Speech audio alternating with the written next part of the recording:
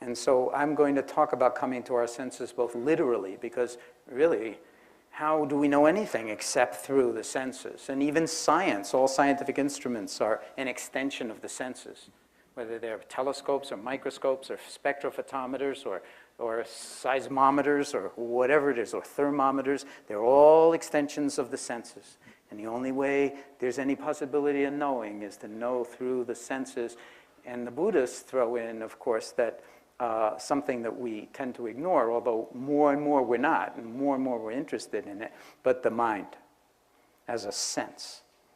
Because without the mind, you wouldn't know what you were seeing. You wouldn't know, not just what you were seeing, you wouldn't know that you were seeing. In a sense, there wouldn't be seeing, hearing, smelling, tasting, touching. We have to connect, otherwise we miss huge swaths of our life. Why? Because we're preoccupied with what's going on in the mind. When people hear that meditation is really about the cultivation of attention, very often the first thing that pops into their mind is, wow, that must have some applicability to attention deficit disorder. And I go, yeah, it might. And attention deficit hyperactivity disorder. Yeah, it might. And then I like to say, from the perspective of the meditative traditions, our entire society has attention deficit disorder, big time. And all you need to do is look, and you'll see that the mind is here and there and everywhere, all over the place, interrupting itself constantly. And also always on the way someplace else. Have you noticed that? I mean, you don't even need to be a meditator to notice that your mind is always on the way to someplace else. And did I do something? No. Most of the time, it loves to hang out in the future, trying to arrange things to be a certain way, or worrying about how they're going to not wind up that way. And so it's like driving your car with the brake on. A huge amount of burning goes on, worrying. And then when you're not worrying, you're planning.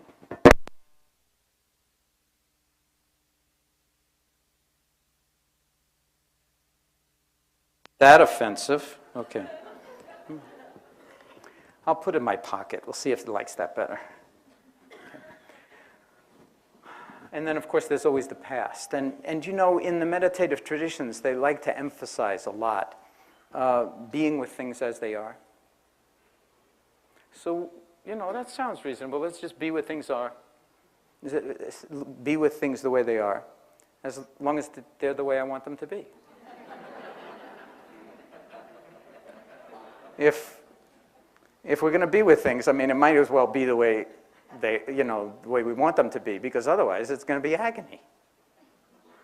So a lot of time we make sort of this compact that, well, we'll be with things as they are as long as we can make sure that they're the way we need them to be. And of course, in order for that to happen, we have to continually operate on the future so that we ensure that it will be that way, and continually run from what we don't want out of the past that has been harmful or awful or whatever it is. And in the process, if we're not careful, the present moment gets severely squeezed. And with it, all of those inter-embedded availabilities that we have for actually recognizing that we are more whole than not, no matter what we're carrying. And the word to suffer in Latin means to carry. And when we don't recognize our wholeness, then, of course, we're completely caught up in the demons of it not being right, and if only it were right, or it will never be right, so to just recognize that awareness can hold all of that and isn't caught by it is one of these orthogonal shifts. That nothing needs to change. We're not talking about fixing anything, making anything better, or curing, getting back to some other state where it was all okay then. And that's what I want. I want it to be the way it was then. But instead, healing, which means, in my book, coming to terms with things just as they are. And how can we know how things are just as they are? unless we start to really pay attention, and to pay attention in an open-hearted way to the full range of our capacities and resources for learning, for growing, as I was saying, for healing, and for transformation, and for adventuring, for living the life that's actually ours to live, as if it really mattered, and as if those elements that are deepest and best and most beautiful in us are actually already whole, and they are.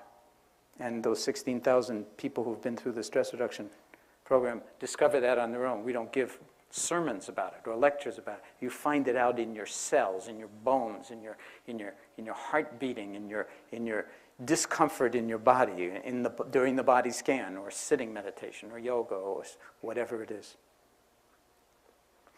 So, in brief, you could say that meditation, and in particular mindfulness, is the cultivation of, is coming to our senses, literally, and seeing if we can sustain our awareness of one or another experience. Because you know full well, if you just take eating as an example, you can eat a whole meal. You remember we eat raisins, as like the first meditation in the stress reduction clinic is often eating a raisin, one. It takes quite a while.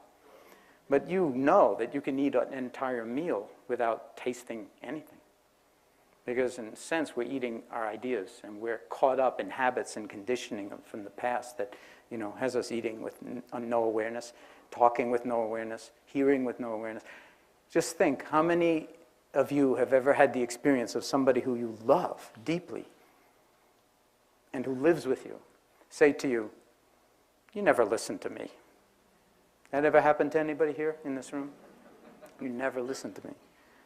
And of course, you immediately would tend to get defensive and say, "What are you talking about? I'm always listening to you.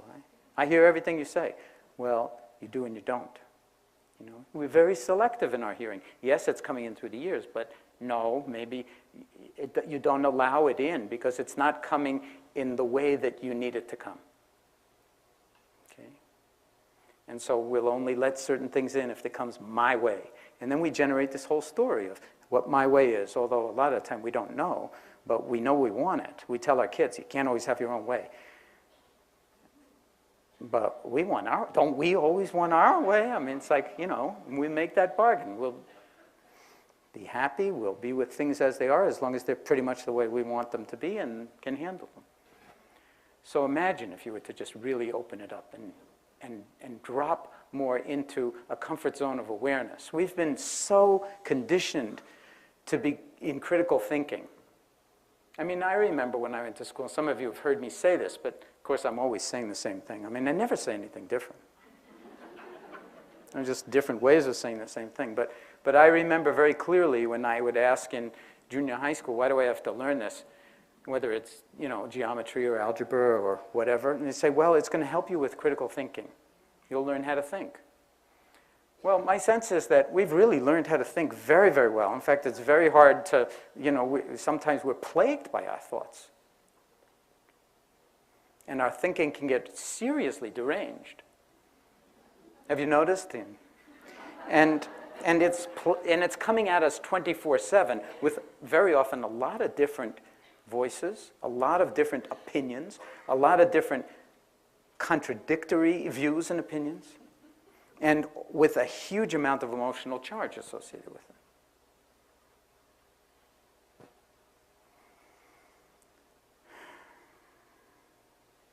So just holding all of that in awareness immediately allows for a new way to navigate or be free.